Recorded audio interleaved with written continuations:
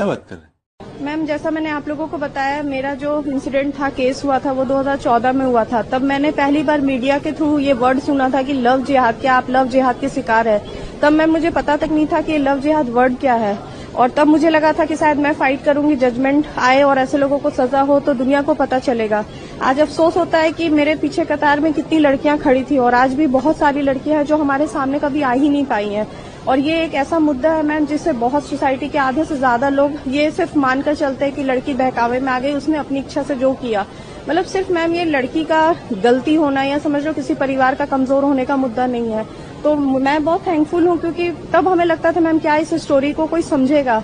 आज अगर कोई इंसान, मुझे सच बताइए उतना पता भी नहीं है कि कौन है ये लोग, बस मुझे इतना पता है कि उन्होंने सोसाइटी को एक ऐसा मुद्दा सामने ला कर दिया जिसके लिए हम आज 10-11 साल से स्ट्रगल कर रहे हैं। कोर्ट में आप जाओ, कई केसेस हैं जो इस टॉपिक पर है।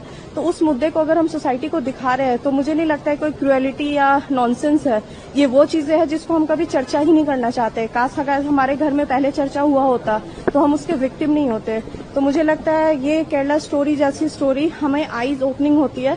उसमें वो चीजें कुछ शायद गंदी, जो आप कहते हो लैंग्वेज में गंदी है, नॉनसेंस है, तो वही तो हो रहा है ना हमारे साथ। जिस चीज को आप देखना पसंद नहीं कर रहे हो वो आपकी सोसाइटी की लड़कियों के साथ हो रहा है, तो आप कैसे रोकोगे। देखो, मेरा जो स्टोरी था, मतलब जो मेरा इंसिडेंट था, मेरे इसमें केस में एक जज थे जो मेरा शादी का रिश्ता लेके आए थे उस इंसान के लिए।